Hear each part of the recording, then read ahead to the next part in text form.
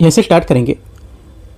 BPSC 72 का अभी exam जो है यहाँ पर अभी पोस्टपोन हुआ है, ठीक है। तो अक्टूबर में एग्जाम है, तो उसको लेकर के यहाँ पर जो जितने भी यहाँ पर कोचिंग सेंटर है इन्होंने क्या किया, अपना जो टेस्ट सीरीज है फिर से स्टार्ट किया, और जो फुल लेंथ पेपर है इसके कम से कम 8-8 10-10 पेपर फिर होंगे इसके, ठीक है। तो उसमें से यहाँ पर दूसरा पेपर है, जैसे कि अभी हम लोग ने यहाँ पर एडुटेरिया का देखा था, रीस्टार्ट पेपर देखा था, उसका पहला कर चुके हैं, दूसरा भी कल हुआ है, वो भी हम लोग यहाँ पर आज कल में कवर करेंगे। और यहाँ पर ये बीसीडब्ल्यू का दूसरा पेपर हो चुका है ना, तो हम लोग दूसरा पेपर कर रहे हैं, पहला भी मुझे मिलते ही मैं आपको पहला भी कराऊंगा, ठीक है। तो दूसरा पेपर करेंगे और उसके बाद यहाँ पर जो मुझे मिलता जाएगा वो मैं आपको पेपर सीरियल से कराते जाएंगे, क्योंकि यहाँ पर जो एकदम लेटेस्ट पेपर होंगे, क्योंकि जो भी पेपर पोस्टपोन हुआ है उसके बाद यहाँ पर फिर से सीरीज स्टार्ट हुई है ना, सेकेंड सीरीज। आते स्टार्ट करते क्वेश्चन देखते हैं, यहाँ से 1 नंबर क्वेश्चन से कवर करते हैं इसको। क्वेश्चन नंबर 1 है, पहला क्वेश्चन है, बिहार की जनगणना 2011 के आंकड़े के अनुसार विचार करने कौन सा यहाँ पर सही सुमेलित है। पहला बोला है उच्चतम लिंगानुपात वाला जिला कौन सा होगा, ये बोला है गोपालगंज। पहला क्या होगा, पहली बात सही है। देखो पहला स्टेटमेंट यहाँ से इसका करेक्ट हो जाएगा। उच्चतम साक्षरता वाला जिला पटना, क्या होगा, उच्चतम साक्षरता वाला जिला रोहतास होगा, ठीक है। तो ये बात गलत हो जाएगी, पटना नहीं है। सबसे कम अनुसूचित जाति वाला पश्चिमी चंपारण नहीं है, ठीक है। कौन सा होगा फिर, अनुसूचित जाति मतलब एससी, ये हो जाएगा किशनगंज न्यूनतम, ठीक है। तो पश्चिमी चंपारण नहीं होगा। आगे सबसे कम जनसंख्या घनत्व शेखपुरा का है, ये बात क्या है, गलत है, क्योंकि ये कैमूर का है, ठीक है। आंसर क्या होगा, सिर्फ एक करेक्ट है, ए नंबर यहाँ से सही हो जाएगा पहला। क्वेश्चन 2 आते हैं। क्वेश्चन 2 बोला है बिहार पुनर्गठन विधेयक 2000 को भारत के राष्ट्रपति की अंतिम स्वीकृति किस तिथि को प्राप्त हुई थी। सेकंड का आंसर हो जाएगा, ये प्राप्त हुई थी 25 अगस्त सन 2000 को। 25 अगस्त सन 2000 बिहार पुनर्गठन विधेयक 2000 लोकसभा में प्रस्तुत किया गया था, और 2 अगस्त को क्या था, 2 अगस्त को लोकसभा ने विधेयक पारित किया था। 11 अगस्त क्या था, 11 अगस्त को राज्यसभा में विधेयक पारित किया गया था, और 25 अगस्त जो है इसमें आर.के. या के.आर. नारायण जो थे उन्होंने अपनी सहमति दे दी थी। कौन थे, राष्ट्रपति, जिससे विधेयक बिहार पुनर्गठन अधिनियम 2000 बन गया था, ठीक है। आंसर क्या होगा, दूसरे का बी करेक्ट है। क्वेश्चन नंबर 3 है, बिहार में ग्राम पंचायत आमतौर पर लगभग कितने लोगों की जो जनसंख्या है वाले क्षेत्रों के लिए गठित की जाती है। आंसर हो जाएगा तीसरे का करेक्ट आंसर, ये गठित की जाती है 7,000 इसका आंसर होगा। बिहार में ग्राम पंचायत का गठन आमतौर पर लगभग 7,000 लोगों की आबादी वाले ग्रामीण क्षेत्रों के लिए किया जाता है। और बिहार पंचायत राज अधिनियम 2006 की धारा 11 के तहत मजिस्ट्रेट लगभग 7,000 की आबादी वाले किसी गांव या संलग्न गांव के समूह को ग्राम पंचायत क्षेत्र घोषित कर सकता है, ठीक है। एक बात और, ये ग्राम पंचायत का कार्यकारी प्रमुख यहाँ पर प्रमुख मुखिया होता है इसका, जिसका चुनाव पंचायत क्षेत्र के मतदाताओं द्वारा किया जाता है, ठीक है। और पंचायत क्षेत्र के छोटे छोटे निर्वाचन क्षेत्रों में विभाजित किया जाता है इनको, जिन्हें वार्ड कहते हैं, है ना। वार्ड होता है ना, हम लोग अलग अलग वार्ड में जो वोट देने के लिए आते हैं वो, और प्रत्येक वार्ड सदस्य का एक क्षेत्रीय निर्वाचन क्षेत्र लगभग 500 लोगों की आबादी का प्रतिनिधित्व करता है, ठीक है। यहाँ पर ये पंचायत की और ग्राम पंचायत की बात की जा रही है। आंसर डी करेक्ट है तीसरे का। क्वेश्चन नंबर 4 है, शेरशाह सूरी द्वारा राजधानी को पटना स्थानांतरित करने से पहले बिहार में अफगान सत्ता और प्रशासन में प्राथमिक केंद्र कौन सा शहर था। चौथे का आंसर हो जाएगा करेक्ट, यहाँ से चौथे का सही क्या है, चौथे का सही हो जाएगा बिहार शरीफ, इसका सही आंसर है, ठीक है। ए 1541 में शेरशाह सूरी द्वारा प्रांतीय जो राजधानी को पटना स्थानांतरित करने से पहले बिहार शरीफ मध्यकालीन और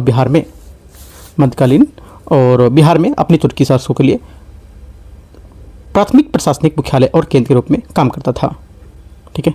और दिल्ली सल्तनत और बाद में लोधी और नुहानी अफगान सरदारों के शासनकाल में बिहार शरीफ इस क्षेत्र में शासन का प्रमुख केंद्र बना था, ठीक है।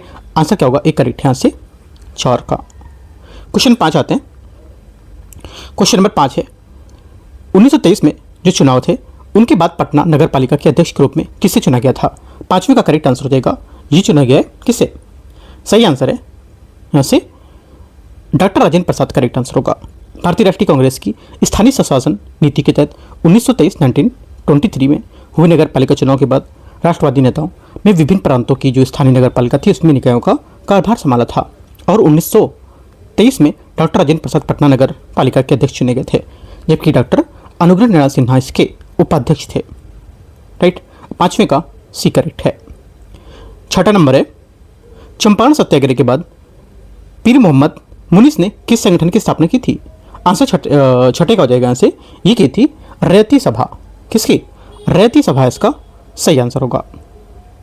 चंपारण सत्याग्रह के बाद पीर मोहम्मद मुनीस द्वारा स्थानीय शोषण के विरुद्ध काश्तकार जो थे या किराएदार जो थे और किसानों ने समताओं के जो अधिकार थे उसके लिए संगठित होने को उनकी वकालत करने के लिए रैयती सभा की स्थापना की थी और किराएदार कृषकों को संगठित करने में उनके नेतृत्व की भागीदारी के कारण उन्हें ब्रिटिश अधिकारियों द्वारा कारावास का सामना करना पड़ा था। छठे का बी। 7वां नंबर है, अगस्त 1942 की प्रातः पटना में किस वरिष्ठ स्वतंत्र सेनानी की गिरफ्तारी छात्र व्यापक विरोध को लेकर के प्रदर्शनों को जन्म दिया था, जिसके परिणाम स्वरूप सचिवालय मार्च हुआ था? आंसर क्या होगा? आंसर हो जाएगा यहाँ से 7वें का करेक्ट आंसर ये हो जाएगा अनुग्रह नारायण सिन्हा, इसका करेक्ट आंसर होगा। ठीक है, भारत छोड़ो आंदोलन है ना, भारत छोड़ो आंदोलन जो था उसके शुरू होने के बाद डॉक्टर राजेंद्र प्रसाद जैसे प्रमुख नेताओं को 9 अगस्त 1942 को ब्रिटिश अधिकारियों द्वारा ऑपरेशन जीरो ओवर के तहत गिरफ्तार किया गया था और 11 अगस्त 1942 जो डेट है ये, इसमें इसकी प्रातः वरिष्ठ कांग्रेस नेता डॉक्टर अनुग्रह नारायण सिन्हा को पटना में भारतीय तिरंगा फहराने का प्रयास करते समय गिरफ्तार किया गया था। उनकी गिरफ्तारी से पटना कॉलेज और बिहार के नेशनल कॉलेज जैसे संस्थानों में स्थानीय युवा के छात्रों में आक्रोश फैल गया था और उन्होंने विधानसभा में भवन पर राष्ट्रीय ध्वज फहराने के लिए पटना सचिवालय की ओर से एक विशाल जुलूस निकाला था। Answer A correct. 8वां नंबर क्वेश्चन आते हैं 1935 की हेमंत आयोग के समक्ष जगजीवन राव के बारे में कौन से यहाँ पर राजनीतिक मांग रखी गई थी? चारों बातों में बताने कौन सा करेक्ट होगा? करेक्ट आंसर हो जाएगा 8वें का यहाँ से, ये करेक्ट आंसर होगा दलितों के मतदान का अधिकार ये रखा गया था, क्योंकि 1935 में बाबू जगजीवन राम दलितों के लिए मतदान के अधिकार और वैश्य मताधिकार की जोरदार वकालत करने के लिए हेमंत आयोग के समक्ष उपस्थित हुए थे ताकि शासन में उनके राजनीतिक प्रतिनिधित्व और सामाजिक सशक्तिकरण को सुनिश्चित किया जा सके। 8वें का सी एकदम सही आंसर होगा यहाँ से। क्वेश्चन नंबर 9 है, 9 नंबर देखते हैं। क्वेश्चन 9 नंबर बोल रहा है कि बिहार के ताल क्षेत्र में फसलों का कौन सा विशिष्ट समूह सबसे सफलतापूर्वक उगाया जाता था? करेक्ट आंसर हो जाएगा 9वें का यहाँ पर ये चना और मसूर जैसी दालें, इसका सही आंसर होगा। क्यों? क्योंकि बिहार के ताल या टाल क्षेत्र में इससे तात्पर्य है कि जो गंगा के जो दक्षिणी तट है उसके समानांतर फैली एक निम्न स्तरीय आकार की घाटी से जो पश्चिमी पटना से लेकर पूर्वी लखीसराय और मुंगेर तक फैली हुई थी, जिसमें आपका मोकामा टाल जैसे क्षेत्र शामिल थे। मानसून के मौसम में जुलाई से सितंबर के दौरान गंगा और उसकी दक्षिणी सहायक नदियों की बाढ़ का पानी इस निम्न सिंचित क्षेत्रों में जाता था और कई महीनों तक ये जल में डूबे रहते थे। ठीक है, याद रखना है। आंसर यहाँ से क्या होगा? करेक्ट आंसर हो जाएगा आपका यहाँ से इसका 9वें का बी करेक्ट है। ठीक है, क्वेश्चन नंबर 10 है, मखाना मत्स्य पालन के लिए प्रसिद्ध दरभंगा और मधुबनी जैसे बिहार के किस क्षेत्र में कृषि जलवायु क्षेत्र में आते हैं? आंसर 10वें का हो जाएगा, ये आते हैं 9वां हो गया था ना, 9वां नहीं किया गया।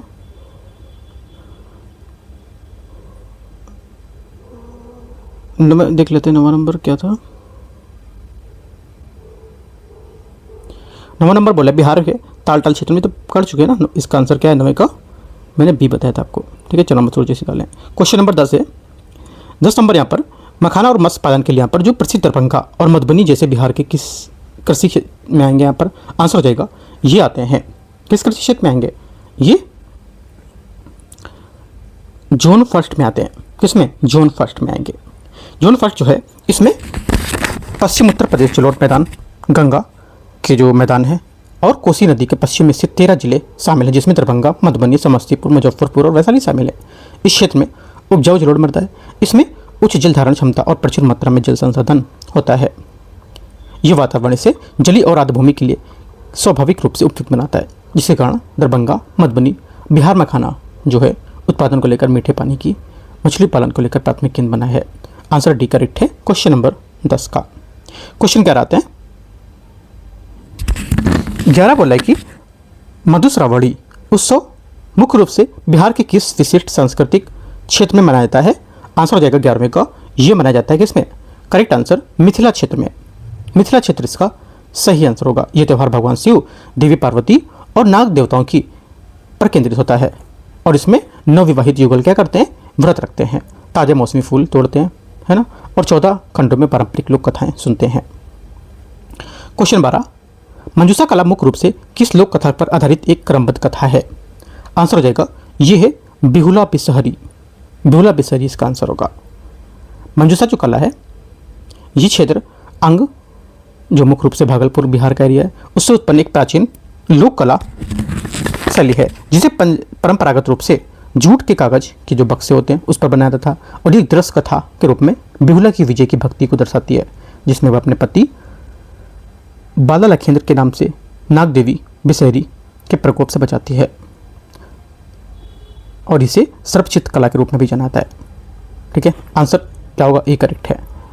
क्वेश्चन ऐसे ही पूछ सकता है, इसमें से किससे सर्पचित्त कला के रूप में भी जाना जाता है? तो बिहुला बिसहरी, इसको लिख सकते हो आप।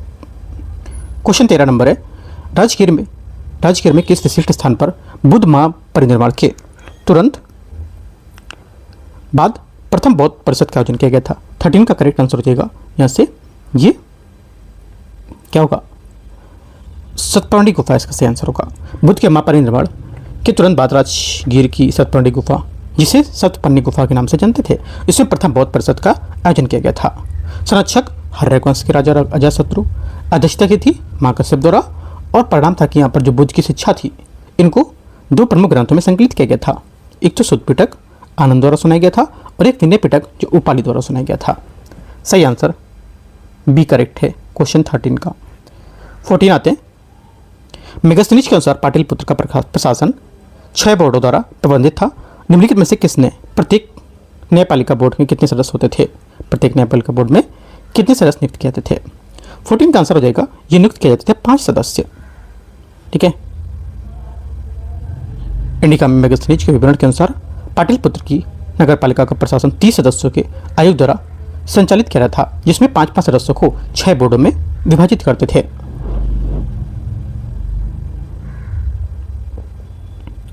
आगे आते क्वेश्चन 15 नंबर है, बागमती नदी नेपाल के बिहार के किस जिले में प्रवेश करती है?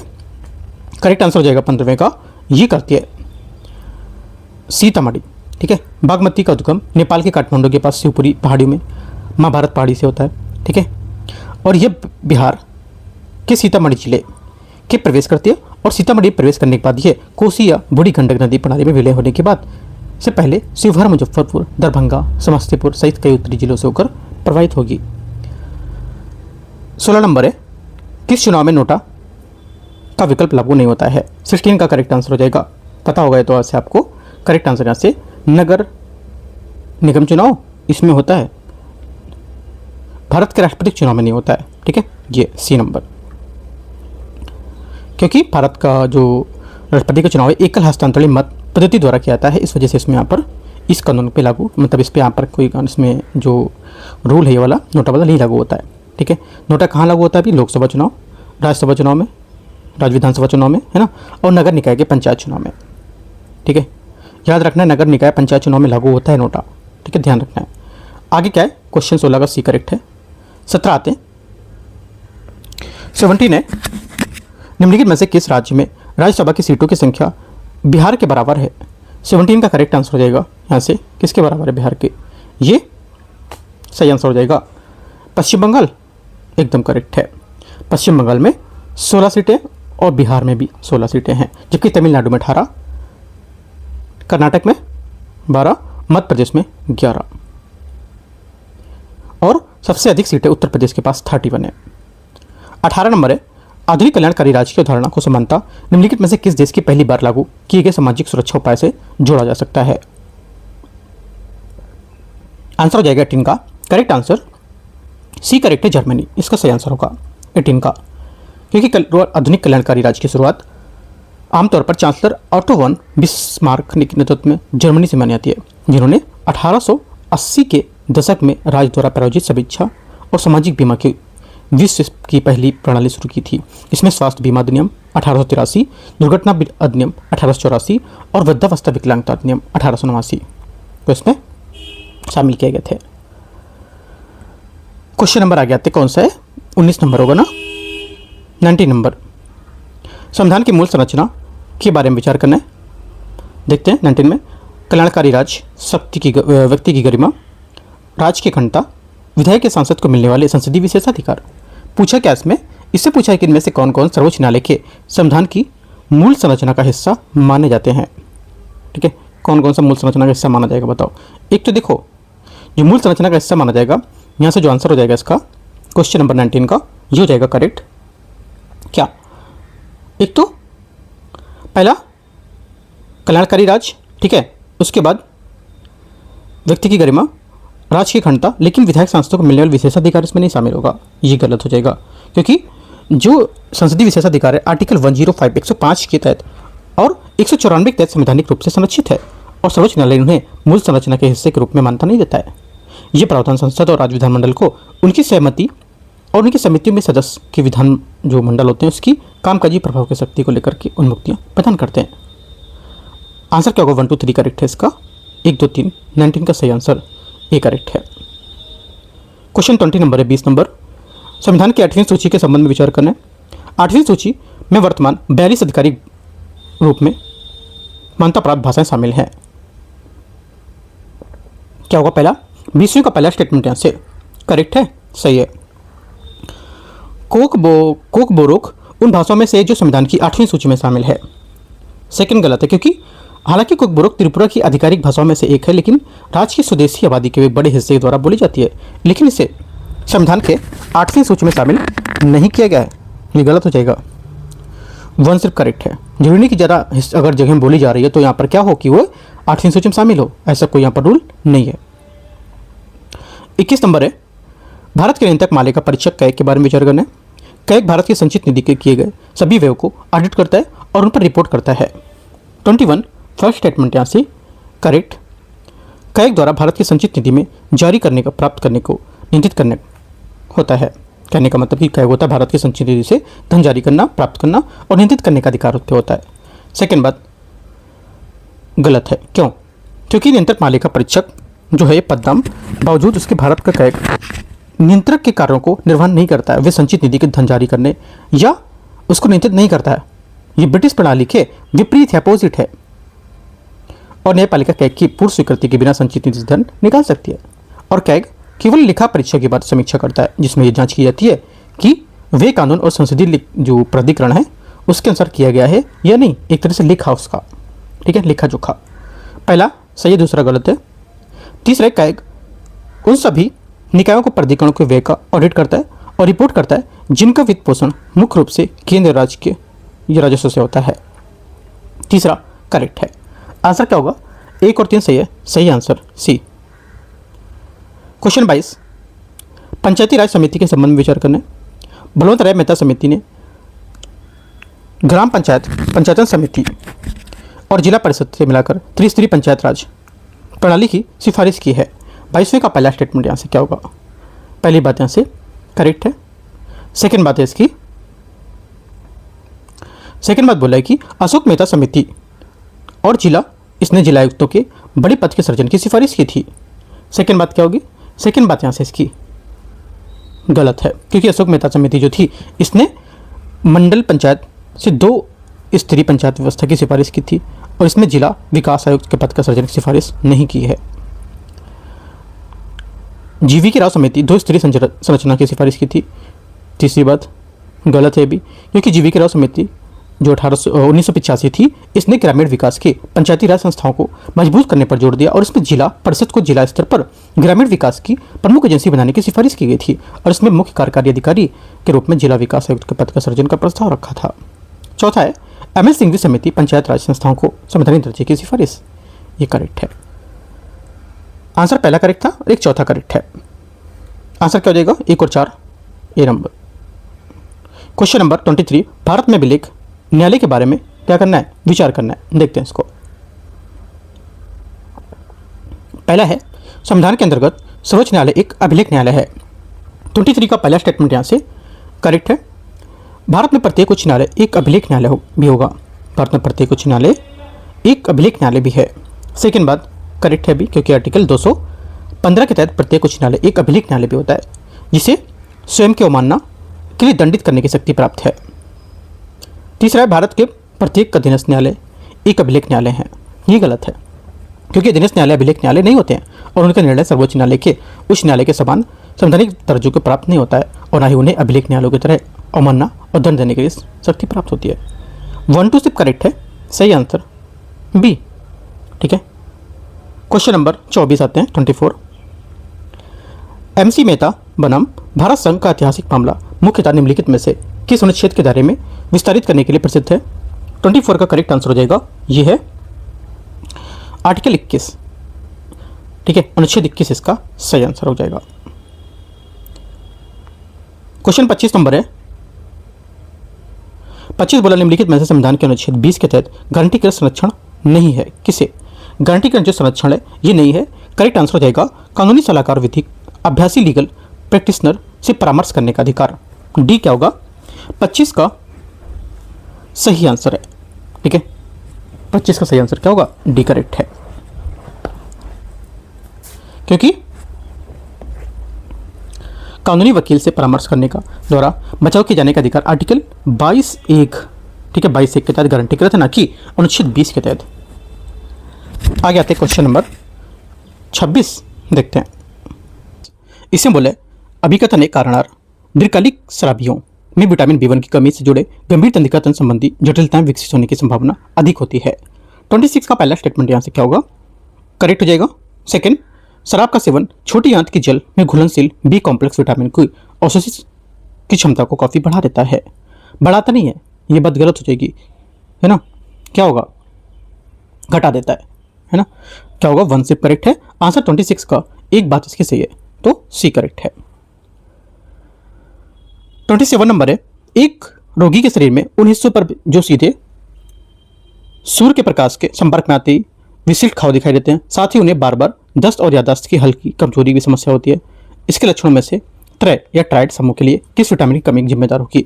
27 का आंसर हो जाएगा, ये जिम्मेदार यहाँ पर विटामिन B3 इसका सही आंसर है।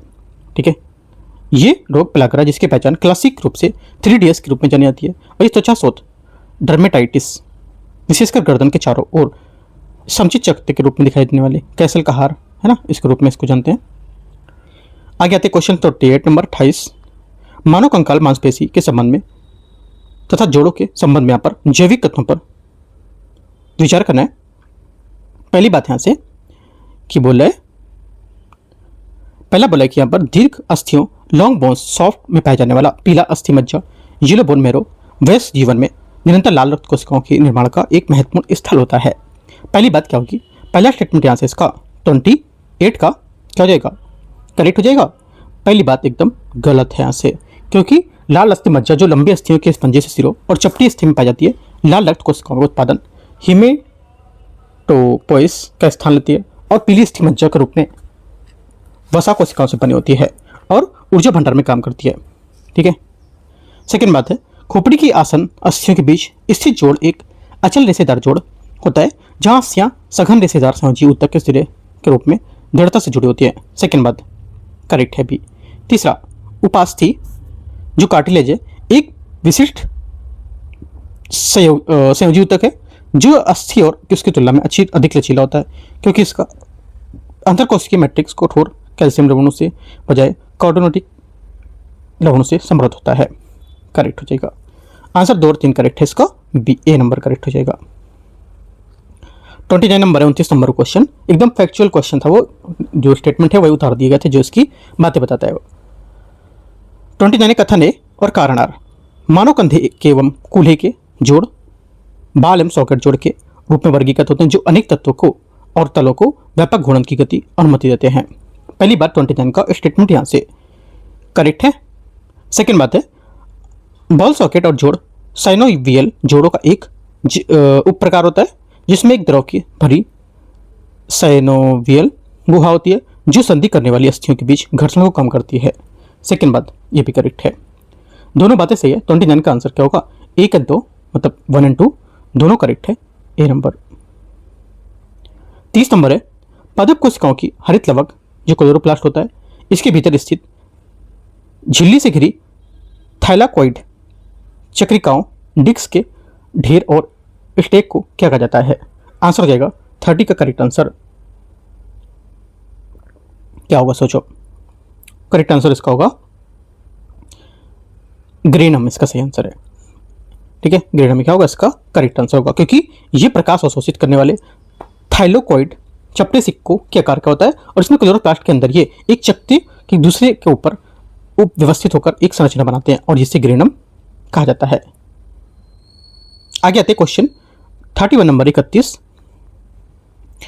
कौन सा आरएनए कोशिका में सर्वाधिक मात्रा में पाया जाने वाला लगभग 80% कुल कोशिकी का आरएनए पाया जाना एक राइबोसोम के संरचनात्मक रूप से उत्प्रेरक कैटालिटिक के रूप में केंद्र का निर्माण करता है? आंसर क्या होगा 31 का? 31 का सही आंसर राइबोसोमल आरएनए इसका सही आंसर होगा।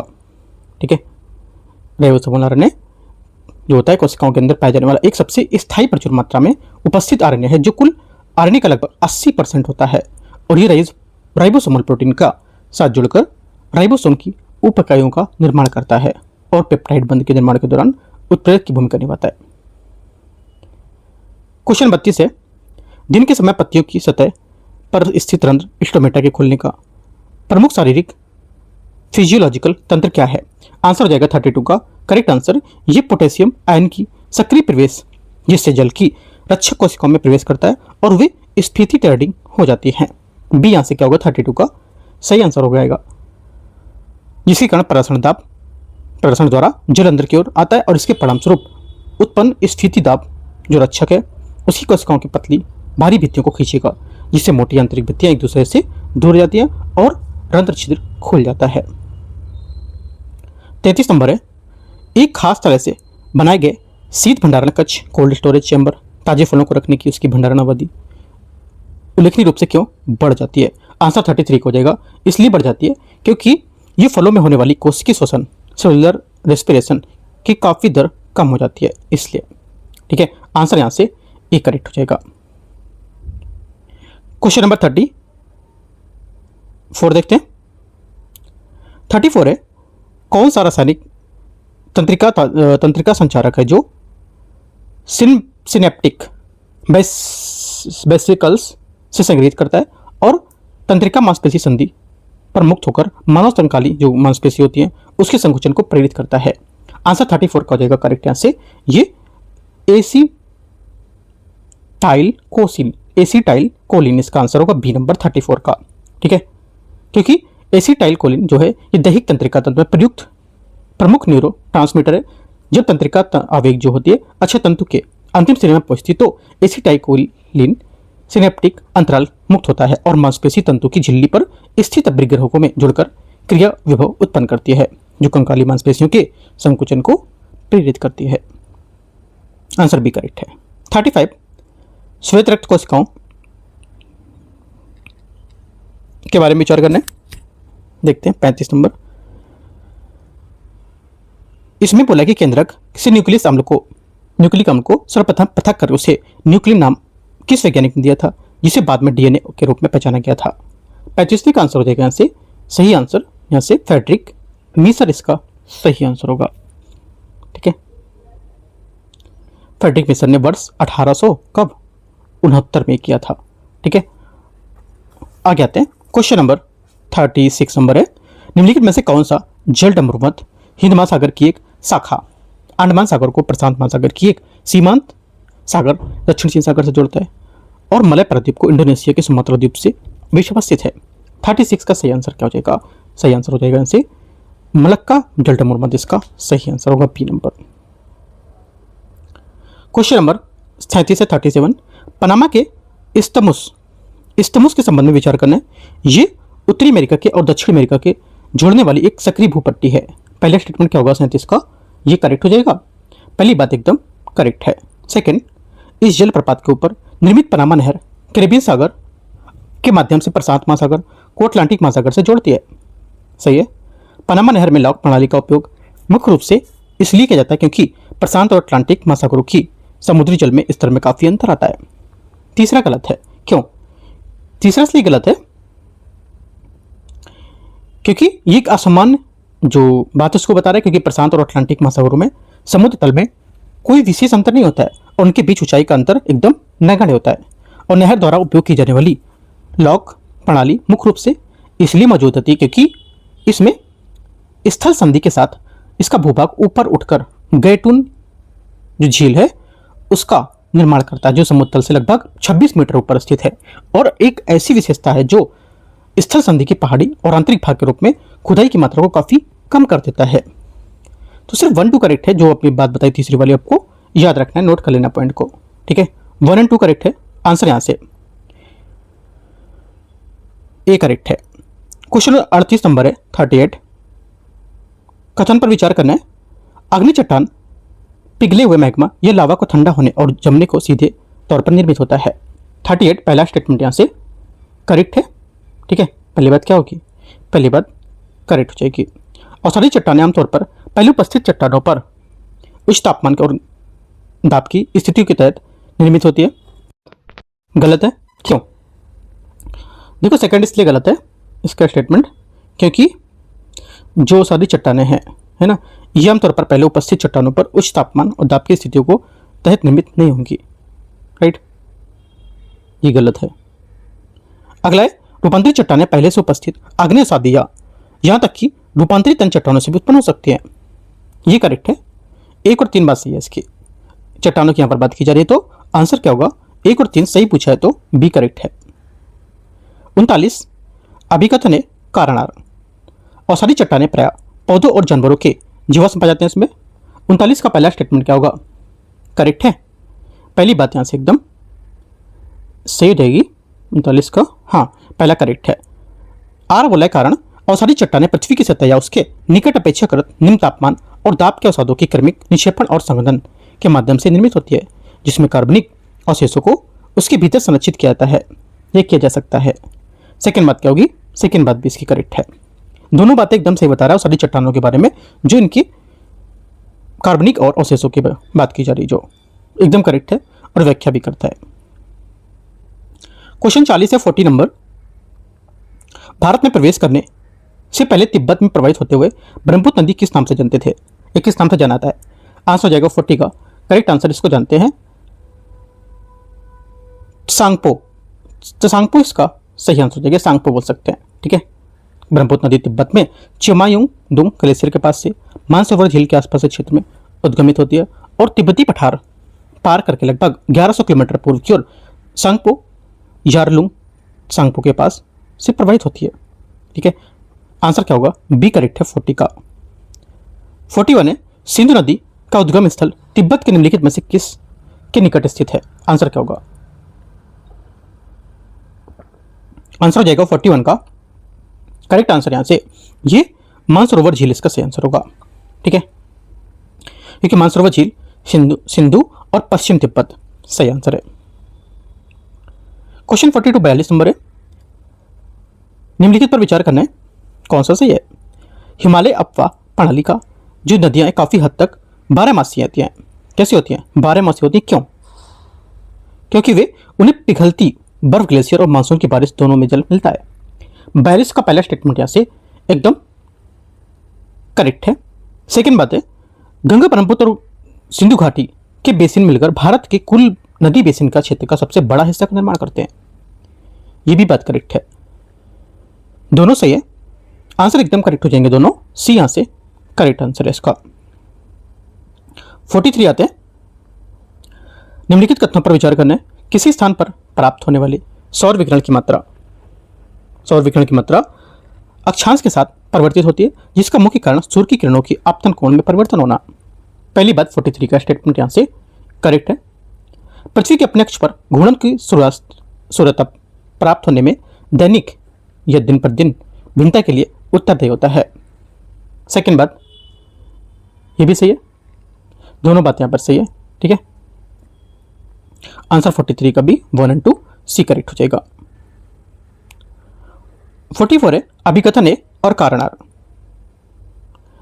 इसे बोला है कि विभिन्न अक्षांशों में सौर विकिरण की असमान प्राप्ति के बावजूद पृथ्वी के समग्र रूप से पूरे वर्ष के दौरान न तो लगातार क्या होता है गर्म होता है और न ही लगातार ठंडा, जिससे समग्र ताप संतुलन बना रहता है।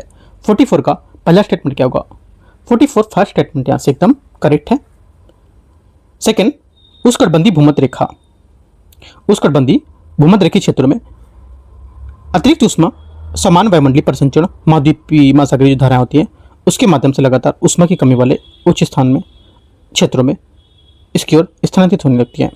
सेकेंड बात भी करेक्ट है और दोनों बातें यहाँ पर उष्णकटिबंधीय क्षेत्र जो उसके बारे में एकदम सही बता रहा है। उष्णकटिबंधीय और भूमध्य रेखीय जो क्षेत्र हैं उसके लेकर के अक्षांश और विकिरण के बारे में एकदम करेक्ट दोनों स्टेटमेंट है, लिख सकते हो, काफ़ी इंपॉर्टेंट है। क्वेश्चन यहाँ से बन सकता है बीपीएससी में, ठीक है। देखो यहाँ पर टॉपिक सबके लिए इंपॉर्टेंट है, ये बीपीएससी के लिए भी, अगर आप यूपी पीसीएस अभी दोगे दिसंबर में उसके लिए इंपॉर्टेंट है, राजस्थान पीसीएस दोगे उसके। तो यहाँ पर जो टॉपिक इधर होता है ना, एवरग्रीन फॉरेस्ट या फिर आपके जो ट्रॉपिकल फॉरेस्ट है ना, तो ये सब क्या हो जाता है, इंपॉर्टेंट हो जाते हैं, उष्णकटिबंधीय है ना, तो ये सब आपको याद रखना है। आगे आते हैं क्वेश्चन 44 का, दोनों करेक्ट है, ए और आर है ना, ए यहाँ से आंसर हो जाएगा। आगे देखते हैं क्वेश्चन कौन सा होगा। क्वेश्चन 45 आते हैं,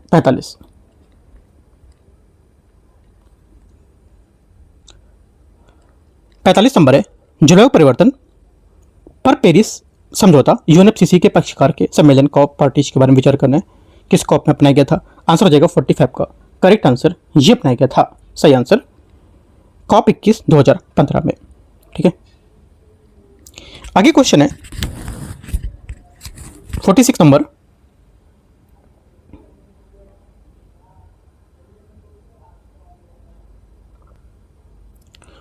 है, इससे बोले सूची 1 सूची 2 को मैच करना है। देखते हैं यहाँ से कि मेजबान यहाँ पर शहर और इससे संबंधित यहाँ पर उसके परिणाम ये क्या होंगे।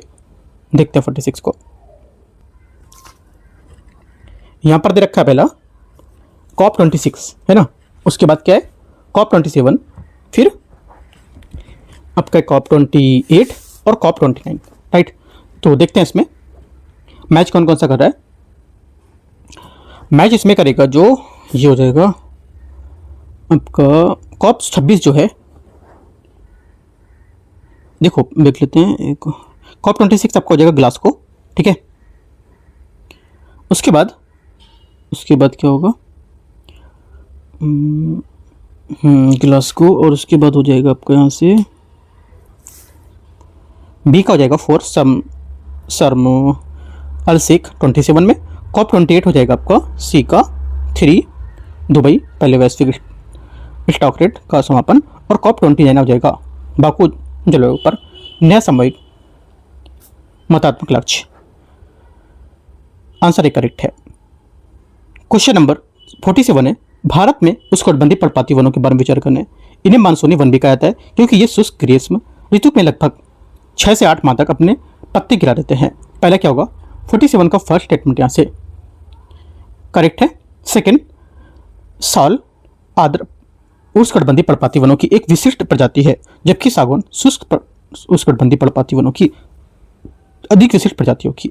सेकेंड बात गलत है, क्योंकि मानव भौगोलिक वर्गीकरण के अनुसार सागौन वास्तव में आर्द्र उष्णकटिबंधीय पर्णपाती वनों की सबसे प्रमुख विशिष्ट प्रजाति होती है, जो 100 से 200 सेंटीमीटर वर्षा वाले क्षेत्रों में पाई जाती है, न कि अधिक शुष्क क्षेत्रों में। तो ये गलत हो जाएगा, 1 सिर्फ करेक्ट है यहाँ से। क्वेश्चन 48 नंबर आते हैं यहाँ से, सूची 1 सूची 2 को मैच करना है, पर्वतीय वन, और यहाँ पर इसमें सूची 2 दे रखा है कि प्रकार इसके विशेषता क्या होगी। पर्वतीय वन क्या होगा 48 का, ये हो जाएगा पर्वतीय वन हो जाएगा आपका हिमालय क्षेत्र में ऊंचाई पर बढ़ने के साथ साथ वनों के प्रकारों में होने वाली क्रमिक परिवर्तन को दर्शाता है, ठीक है। उसके बाद क्या होगा, उसके बाद हो जाएगा तटीय और दलदली वन क्या होगा, ये हो जाएगा आपका सुंदरवन जैसे डेल्टा क्षेत्र जहां लवण सहिष्णु मैंग्रोव प्रजातियां होती हैं, ठीक है। उसके बाद क्या होगा, सी कांटेदार वन और झाड़ियां उत्तर पश्चिम भारत में अड़सूस लगभग 70 सेंटीमीटर से कम वर्षा वाला। और अगला है डी नंबर, जो ये उष्णकटिबंधीय सदाबहार वन, पश्चिमी घाट और उत्तर पूर्वी पहाड़ियों, काफ़ी घनी वनस्पति और नगण्य शुष्क ऋतु।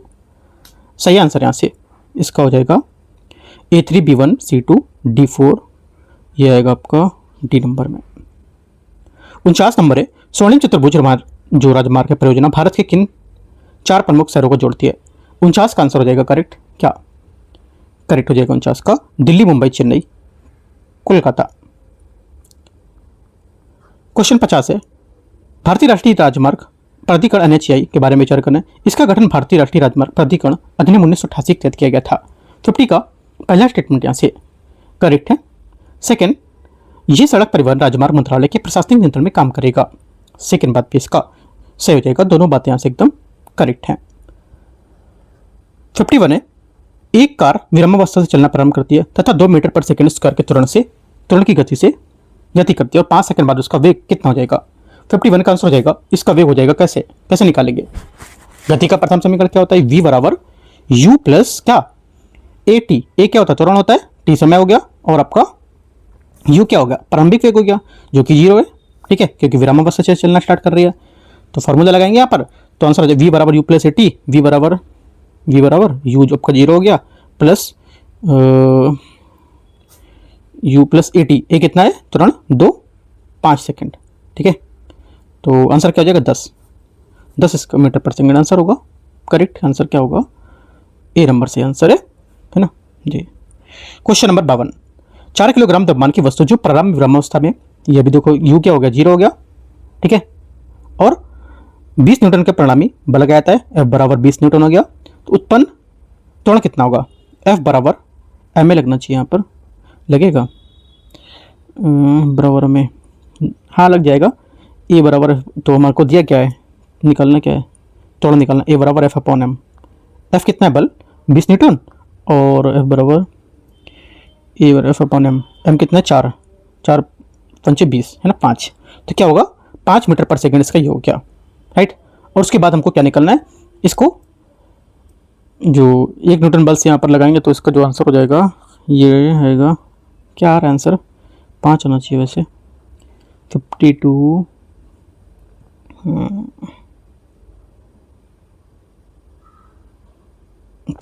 में 5 आ तो रहा, डी नंबर है ना। आगे आते हैं क्वेश्चन 53। वहाँ पर देखो यू का यूज नहीं हो रहा है वहाँ। ठीक है, देखो जो चीज़ें ज़्यादा दी होंगी उसके हिसाब से हम लोग उसको यूज करेंगे। अगर यू के साथ एक चीज़ और दी होती तो कुछ और भी पूछता है ना। यू सिंपल सादा सा यू दे रखा है, तो अगर यहाँ पर कुछ और पूछता तो क्वेश्चन बन सकता था, लेकिन सिंपल सा पूछा है तो आप बराबर त्वरण पूछा तो त्वरण आप इनसे ऐसे निकाल सकते हो कि कोई ज़्यादा बड़ा करने की जरूरत नहीं है उसमें। 53 आते हैं, गतिज ऊर्जा तथा स्थितिज ऊर्जा के संबंध में विचार करना है। देखते हैं इसको। पहला है, किसी वस्तु की गतिज ऊर्जा उसके द्रव्यमान तथा वेग पर निर्भर करती है, जबकि स्थितिज ऊर्जा उसके विन्यास पर निर्भर करेगी। 53 का पहला क्या होगा, पहली बात यहाँ से एकदम करेक्ट है। सेकंड, कोई वस्तु एक ही समय में गतिज ऊर्जा तथा स्थितिज ऊर्जा दोनों को रख सकती है। सेकंड बात भी सही है, एकदम करेक्ट है, क्योंकि दोनों प्रकार की ऊर्जाएं परस्पर अनन्य नहीं है, बल्कि ढलान पर चल रहा वाहन अपनी निम्नतम स्थिति से दूर झूलता हुआ लोलक तथा ऊपर की ओर फेंकी गई गेंद अपने उच्चतम बिंदु पर पहुंचने के लिए उसमें प्रत्येक में से एक ही समय पर गतिज ऊर्जा स्थितिज ऊर्जा दोनों होंगी। आंसर सी करेक्ट है। 54 नंबर है, विद्युत प्रतिरोधकता इलेक्ट्रिकल रेजिस्टिविटी का SI मात्रक क्या होगा। SI मात्रक है 54 का सही आंसर क्या होगा बताओ। 54 है, विद्युत प्रतिरोधकता इलेक्ट्रिकल रेजिस्टिविटी का SI मात्रक क्या होगा। इसका SI मात्रक है, करेक्ट आंसर 54 का हो जाएगा। क्या सोचो क्या होगा 54 का आंसर। 54 का करेक्ट आंसर हो जाएगा बी ओम मीटर, इसका सही आंसर होगा। 55, चुंबकीय पदार्थों में मैग्नेटिक मटेरियल्स के संबंध में विचार करना है। पहली बात है, प्रतिचुंबकी डायनामैटिक पदार्थ चुंबकीय क्षेत्र द्वारा कमजोर रूप से प्रतिकर्षित होता है। 55 का पहला स्टेटमेंट यहाँ से क्या होगा, करेक्ट हो जाएगा। सेकंड है, अनुचुंबकीय जो होता है पैरा मैग्नेटिक पदार्थ चुंबकीय क्षेत्र द्वारा कमजोर रूप से आकर्षित होता है, और लौ चुंबकीय पदार्थ बाह्य चुंबकीय क्षेत्र से हट जाने के कारण भी अपना चुंबकत्व बना रखता है। एकदम करेक्ट है, तीनों बातें यहाँ पर सही है। आंसर 1 2 3 बी करेक्ट है। 56 है, किसी रेडियोधर्मी पदार्थ का अर्ध आयु हाफ लाइन 10 दिन है, 30 दिनों के बाद मूल नमूने की जो सामग्री उसका कितना भाग अवक्षेपित होगा। आंसर हो जाएगा करेक्ट आंसर 56 का यहाँ से सी करेक्ट है, 1/8।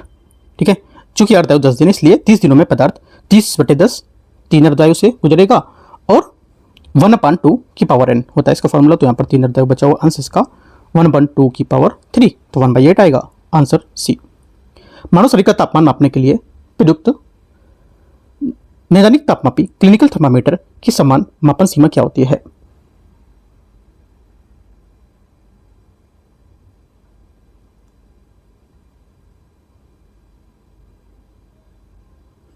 आंसर क्या होगा? 56 का सही आंसर क्या है?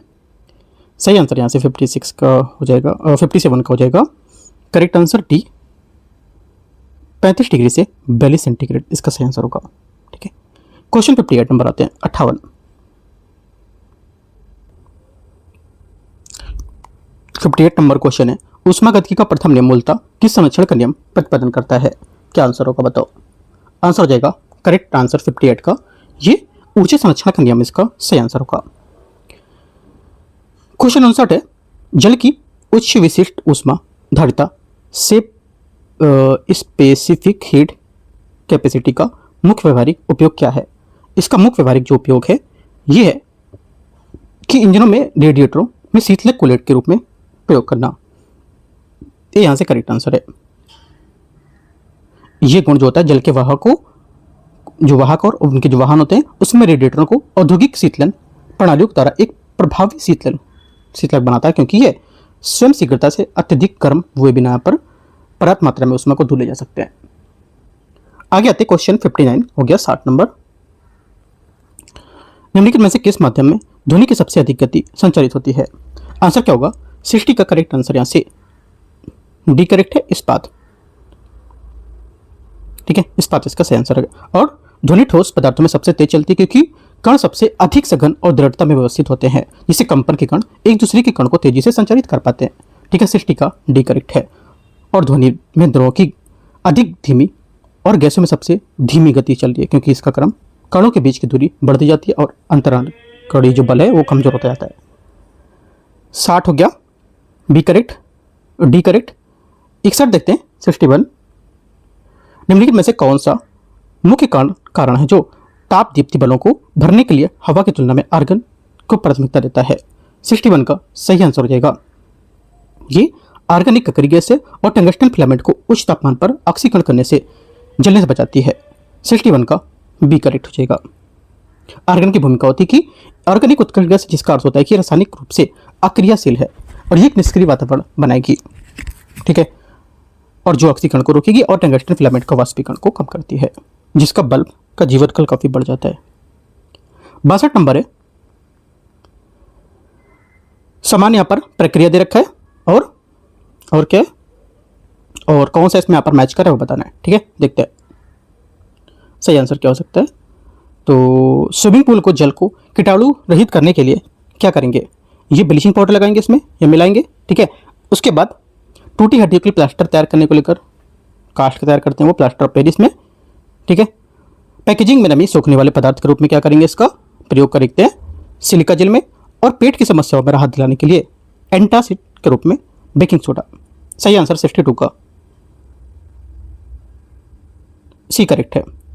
63 है, लोहे की वस्तुओं को लंबे समय तक आर्द्र वायु में संपर्क में रहने पर उनकी सतह लाल भूरे रंग की पदार्थ बन जाती है और रासायनिक रूप में जंग की यह परत किस पदार्थ से बनी होती है? 63 का आंसर हो जाएगा, ये बनी होती है हाइड्रेटेड फेरिक ऑक्साइड, इसका सही आंसर होगा सी नंबर।